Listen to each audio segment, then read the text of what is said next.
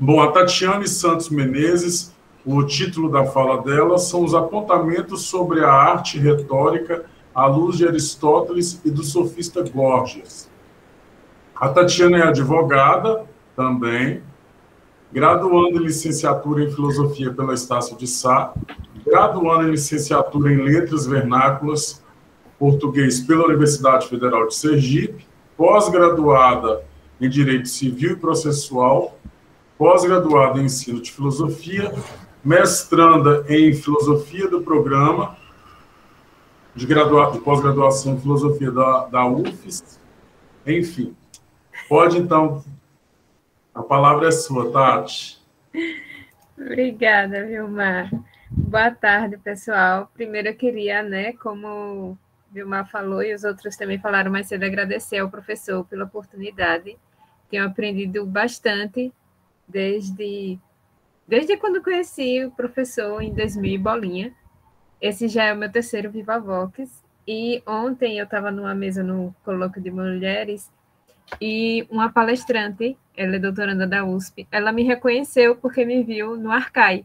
E eu fiquei tão feliz, nossa, eu já estou sendo reconhecida, e isso eu devo ao professor Aldo. Muito, muito obrigado mesmo, professor. Bom, vou começar, gente. São apontamentos gerais, certo? Não é exatamente minha pesquisa, esse tema, mas é algo que eu tenho curiosidade e eu resolvi escrever sobre isso. Então, eu vou falar um pouco sobre o que Aristóteles, entende por retórica, e também um pouco do que Gorgias entende por retórica, passando pelos sofistas em geral. Para Aristóteles, ele inicia sua obra retórica, afirmando que a retórica seria a contraparte da dialética, em que ambas são importantes para a vida dos indivíduos. Ressalta ainda que a retórica não pertence a nenhuma ciência determinada. E aí eu vou voltar a esse ponto depois. Ainda na introdução da sua obra, Aristóteles afirma que os autores dos atuais tratados de retórica elaboraram apenas uma pequena porção dessa arte. Então, a gente já vê aqui de início que Aristóteles já começa, falando que a retórica é algo grande, algo grandioso, e quem estava estudando essa arte na época ali não estava se debruçando em sua totalidade, nem em tudo que ela tinha para oferecer, mas apenas numa pequena porção. É com base nas reflexões de Stagirita que buscamos, no presente trabalho, demonstrar a importância da arte retórica difundida pelos sofistas, em especial Gorgias, notadamente dos maiores mestres desta arte. Eu falo isso porque os comentadores dos sofistas marcam muito Gorgias como sendo o mestre da arte retórica, da arte da persuasão. Bom, o movimento sofista foi uma corrente filosófica da Grécia Antiga que tinha como principal característica o grande poder de persuasão, E sobre a persuasão, eu volto mais uma vez para Aristóteles, pois ele afirma que a persuasão os meios de persuasão são os únicos autênticos elementos constituintes da arte, tudo mais não passando de acessório.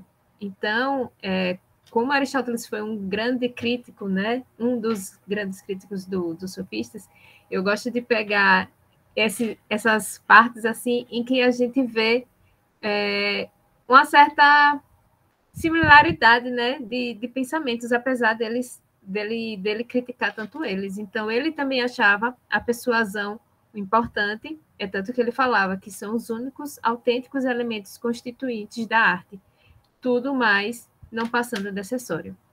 E era justamente isso, nessa arte da persuasão, que os sofistas ensinavam aos jovens atenienses, não só aos jovens, mas também todos aqueles que tinham como pagar, pelos ensinamentos. Mas, especialmente os jovens, os sofistas tinham uma preferência para os jovens que tinham interesse na carreira política, porque assim eles poderiam discursar, falar para os outros, e aí é como se a população, o pessoal pudesse ver o trabalho dos sofistas materializado ali naqueles jovens. Então, convém esclarecer que não foi Aristóteles, não foi Platão, nem tampouco os sofistas os pioneiros nessa arte da retórica. Sua criação é atribuída aos sicilianos, da primeira metade do século V, Córates e Tísias. E aí eu quero fazer um destaque que Gorgias é dessa mesma localidade, né, ali próximo. Quanto da sua criação, a retórica era utilizada no meio jurídico como argumento da probabilidade. Os sofistas deram um novo emprego à retórica, demonstrando quanto ela poderia ser eficaz para um sucesso na carreira política, especialmente no regime democrático que florescia em Atenas nos idos do século V a.C. Para Platão, e aí não tem como eu falar dessas pessoas sem meter Platão no meio.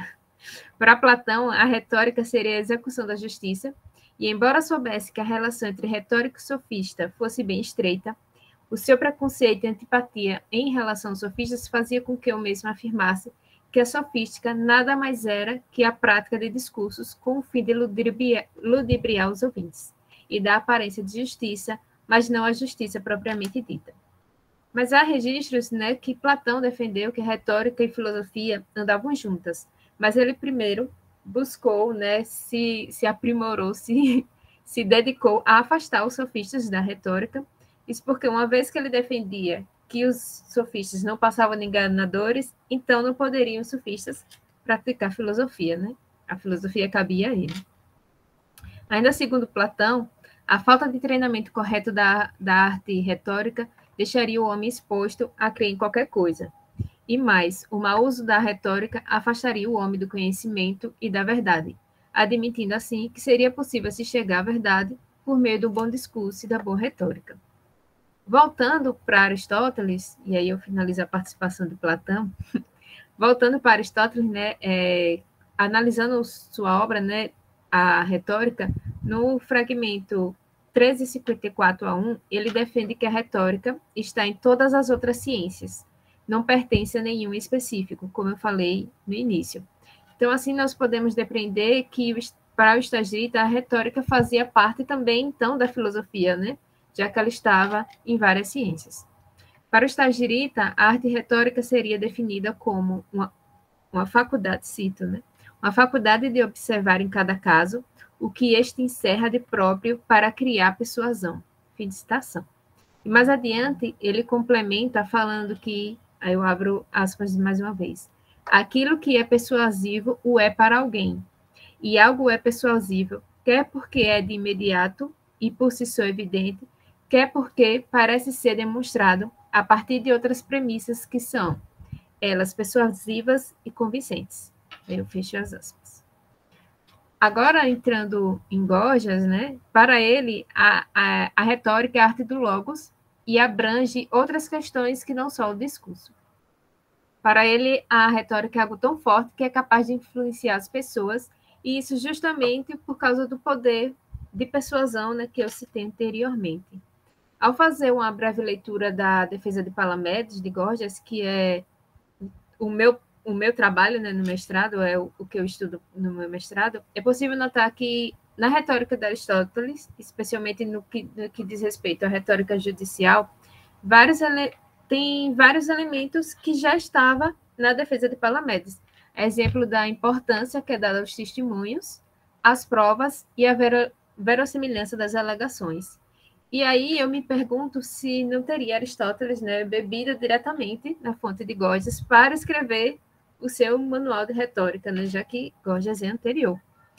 E digo isso com base não somente no que é possível assimilar da leitura de Palamedes, mas também um trecho que eu capturei da retórica também, o 1357-1, onde Aristóteles critica Sócrates e Hípias. E aí eu vou abrir aspas aqui. Do mesmo modo, a retórica não se ocupa teoricamente do que é provável para um dado indivíduo, como Sócrates ou Hípias, mas daquilo que é provável para indivíduos desta ou daquela condição, o que se aplica igualmente à dialética, a qual não forma seus silogismos com base em quaisquer materiais fortuitos, tais como os devaneios loucos, mas a partir de materiais fortuitos, tais como ser discutidos racionalmente, ao passo que a retórica baseia-se nos assuntos que já são assuntos regulares de debate. Seu papel é, portanto, tratar das questões sobre as quais deliberamos e a respeito das quais não dispomos de artes ou sistemas que nos guiem. Isso diante de um auditório incapaz de captar um argumento complexo ou acompanhar um longo encadeamento de raciocínios. E a gente vê que esse finalzinho é diretamente a Sócrates, né? Eu fiz a citação. A gente percebe, né, nessa citação a forte crítica, né, de Aristóteles, tanto a Sócrates como a Hípias, e o detalhe é que, sabendo que Gorgias era bastante conhecido ali nessa época como mestre da arte retórica, ele não incluiu o nome dele aqui. O que eu supus, né, e na minha ousadia, que ele tinha um certo respeito, assim como tem registros que Platão também tinha esse certo respeito por Gorgias, porque, do contrário, ele tinha colocado ele na lista, né? Não que Aristóteles não que a gente não tenha registros, né, de Aristóteles criticando Gorgias, existem alguns, especialmente no uso da linguagem poética que Gorgias tinha, mas especificamente com relação a esse elemento retórico, né, eu não encontrei. Eu posso estar enganada, né, como eu não aprofundei muito, né, nesse aspecto, eu posso estar enganada, mas até onde eu fui eu não achei. São mais críticas em relação mesmo ao estilo poético. Ou ainda sobre Gorgias, não podemos esquecer da importância que ele dava à linguagem, como eu estou falando, né? E uma marca disso é o uso constante das figuras de linguagem, algumas inclusive chamadas de figuras gorgianas. É perceptível com isso que Gorgias apresentava uma preocupação com a magia do estilo, como nos diz Jaqueline de Romilly. A gente percebe também uma preocupação estilística de Gorgias visa, na verdade, amplificar o poder persuasivo tanto dos discursos políticos como nos discursos judiciários, como a gente pode ver na defesa de Palamedes e também no elogio de Helena. Gorgias tinha como um de seus interesses, né, ensinar oratória a seus alunos, mas é preciso destacar que, para ele, o efeito do discurso retórico, o efeito que esse discurso retórico produz está relacionado com o caráter da pessoa, razão pela qual ele não poderia ser responsabilizado pelo mau uso que seus alunos poderiam fazer da retórica. E foi de suma importância que ele deixasse isso marcado, especialmente na medida que os ataques aos sofistas começaram a ganhar força, né? Então, era preciso que ele deixasse isso claro, que o uso que os alunos dele, os discípulos, pudessem estar fazendo da retórica, o uso errado, não tinha a ver com ele, né? E sim com o caráter da pessoa que estava propagando o discurso. Por fim, devemos também ter em mente que, para Gorgias, a retórica é fruto da arte da persuasão, arte essa que se perfaz a partir do momento em que exploramos a fundo as palavras. E aí eu queria fechar, né, minha fala com uma passagem de Antenstein, quando ele fala especificamente sobre a retórica gorgiana e a relação dessa retórica com a palavra. Antenstein diz: a palavra não significa para um e para outro rigorosamente a mesma coisa, pois difere um do outro por suas mentalidades, por suas culturas, pelos sentidos de sua língua, novo elemento de incerteza e de aproximação. As palavras despertam em nós tanto mais impressões quanto mais a nossa consciência está carregada de conhecimentos, sentimentos, lembranças, e oferece um terreno mais bem preparado à sugestão. Essa interpretação recente do fenômeno palavra coincide de modo perfeito com a doutrina gnoseológica e retórica de Gorgias. É isso, gente. Obrigada, foi curtinho, mas é isso. Pronto, Tatiane também quebrou o recorde de 12 minutos, igual o Cristóvão. Bom, vamos às perguntas, então. Parabéns, viu, Tati? Obrigada. Lá vem Joelson. Oi, tenho medo de falar de Aristóteles na frente de Joelson. Não. Porque ele é entendido do cara. Não. E eu sou só uma ousada. Tem mais de 3 anos que eu nem lembro. É porque eu fiquei divagando. Não é nenhuma pergunta. Ei, eu passei na frente de alguém porque ela... Não, pode falar, o Cristóvão mandou a pergunta por escrito. Porque eu fiquei divagando, porque Aristóteles, ele frisa, olha, eu não estou fazendo filosofia, não estou fazendo ciência, estou fazendo um manual. Ele praticamente diminui a própria... Não, eu estou fazendo um manual de retórica. Aí eu fiquei pensando, poxa, olha só que sacada. Uma forma, acho que bem melhor de você criticar os sofistas, porque se você critica com argumentos, os sofistas vão contra-argumentar aquilo e vai ser infindável. O que é que ele faz? O que é que Aristóteles faz? eles simplesmente mostram o método que eles usam. Eles entregam aquele método, Aristóteles faz isso. Olha, é assim que a retórica funciona. É assim que eles fazem. Eu não preciso criticar diretamente o sofista, mas eu mostro como funciona o trabalho deles. E entrego a cada um aquela capacidade de se proteger, né? Porque tem uma parte que ele fala que a verdade é mais persuasiva do que a mentira. Mas para isso você tem que saber como funciona isso. Então, o que é que Aristóteles fez? Ele entrega ao povo, olha, é assim que eles fazem. Eu achei genial isso. Eu achei genial. Muito melhor do que você discutir com um sofista.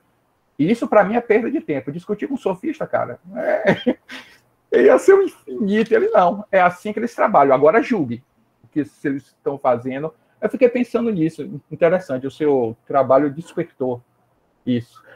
Valeu, obrigado. Parabéns. Obrigada. Pronto. Quer comentar alguma coisa, Tati, da fala do Joel? Se eu atravessei na frente, desculpa. Não, eu acho que é isso mesmo. Eu sou também apaixonada por Aristóteles. Aí eu concordo mesmo com isso, Joyce. Pode ter sido mesmo uma sacada dele. Eu acho ele um cara genial. Então, melhor do que, né, bater de frente, né, como os outros fizeram. Você entrega o método, né? Olha, tá aqui o ouro. Diferente do que Platão fez, né? Fez um monte de coisas só falando mal dos caras. A maioria das obras. Hoje você odeia mais Platão do que os sofistas. Sim. Olha, às vezes você tem raiva mais de Platão do que... Como é que pode falar assim dos sofistas? Inverteu. Pronto. Tati, o Cristóvão, ele está te fazendo duas perguntas aí. Eu vou fazer a primeira e depois eu faço a segunda para facilitar. A primeira, ele está perguntando o seguinte: sua formação jurídica contribuiu para o interesse em retórica?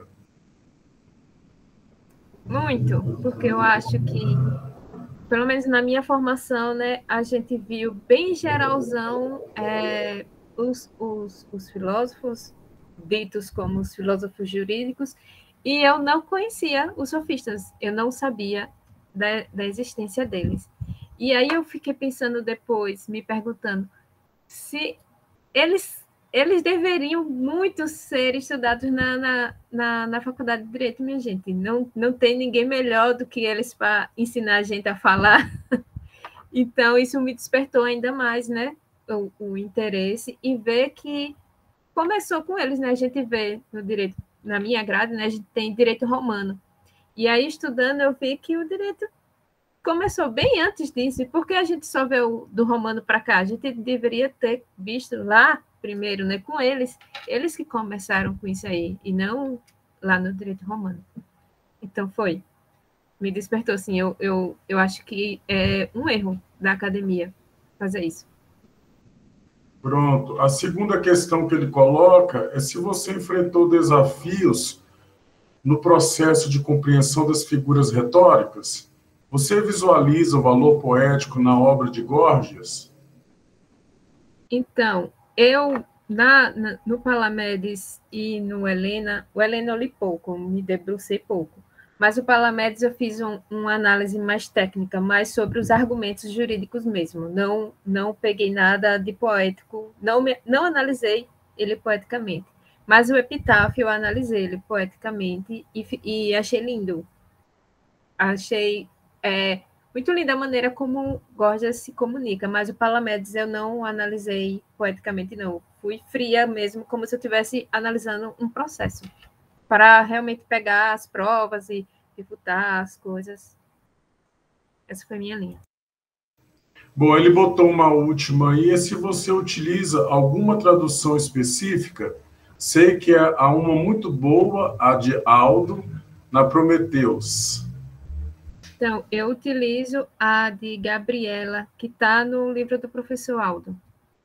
Ela é do Ceará, se eu não me engano, da Universidade do Ceará, está fazendo doutorado agora. É a dela que eu uso, que está no livro do professor. Pronto, o André foi o que levantou a mão, depois temos o Aldo. Boa tarde, Tatiane. Parabéns pela sua exposição. Boa Concordo tarde, em gênero, número e grau que Aristóteles é brilhante. Isso é uma das minhas leituras, né, mais gostosas, prazerosas. quando você fala que a retórica para o Aristóteles é uma contraparte da dialética, né? Ele tem como referência a dialética do mestre dele, né? Do Platão, a dialética socrática. Essa contraparte é uma oposição, ela é outra coisa, né? Ou ela é um complemento, né? Ou a dialética para o Aristóteles ela não é considerada como o elencos, né? A refutação, que o colega Jorge vai falar aqui, não é considerado também um outro método, uma outra forma de retórica? Então, eu não sei se eu estou entendendo Aristóteles errado, mas eu entendi que faz parte. Não sei se eu entendi errado, né? Mas eu entendi que faz parte. Pelo que eu li, né? Pelo que eu já li até agora. Eu comprei até recentemente a Retórica Alexandre para ver se me auxilia a entender melhor o que é que ele quer com isso. Eu estou te perguntando isso, aproveitando que era uma questão que eu tenho, só para complementar aqui, não me prolongar. Eu acredito, pelo que eu li, que ele faz uma certa crítica e ele coloca que se não tiver lógica, se não tiver, né, as premissas, a conclusão, que a dialética fica meio perdida, mais ou menos isso, né? Talvez ele traga a lógica para esse processo dialético. Ou estou errado? Eu entendo isso também. Eu entendo assim também. E eu, ao ler o Palamedes, a gente vê também isso, que a exposição dos argumentos, da maneira como Gorgias colocou, é como se fossem argumentos lógicos também, porque ele coloca, ele dá determinada hipótese, né? Se Palamedes tivesse feito isso, teria acontecido isso. Então, como não aconteceu, ele não fez. Então, por isso que eu vejo muita similaridade entre eles, entre esses pensamentos, né? Muito obrigado. Nada, que agradeço. Muito bom, Tatiane. Primeiro, né, o Aristóteles é interessante porque ele não é predador dos sofistas como Platão, né, mas ele também ele critica por um lado, por outro ele literalmente segue e elogia. Por exemplo, na política, ele vai dizer que está certo que quem fala como Gorgias, que há inumeráveis virtudes, né? E não quem diz que é apenas uma, que aí ele está criticando diretamente Platão. Né? E aí, inclusive, nesse capítulo, logo no início da política, ele está literalmente seguindo o elogio de Helena, né? Que ele vai dizer que tem uma virtude do homem, virtude da mulher, virtude do guerreiro, por aí vai. Então, ele vai seguindo ali, passo a passo. E essa pergunta do André é interessante, porque a gente pode dizer que o que Aristóteles faz com a lógica é formalizar uma discursiva que já existia. Aquela lógica que ele apresenta eram as normas, eram as regras do embate dialético que eram seguidas na Grécia. E a gente pode ver, como a Tatiane falou, claramente isso no Elogio de Helena, no Palamedes, no Tratado do Não Ser. O Elogio de Helena, por exemplo, eu me lembro que eu fiz com o Rezende, começamos a fazer, não terminamos, mas dá para formalizar tudinho. São condicionais, né? Um modo pôneis, se A então B, A, logo B, e por aí vai, né? Então, o que Aristóteles faz é formalizar as regras de embate dialético que já existiam. Formalizou uma certa prática, né? Lógica, que já existia e que regulava os debates, né? Os discursos e tudo mais. Tanto que eles se mediam assim, né? Através dessas regras. Mas está excelente, parabéns. Obrigada. Eu fiquei querendo fazer isso aí com o Palamedes, viu? Isso aí. O senhor fez no Helena com o Marcos. Acho que dá para fazer também nele. Com certeza, com certeza. Vamos retomar isso aí para o ano, né? Para o ano que vem.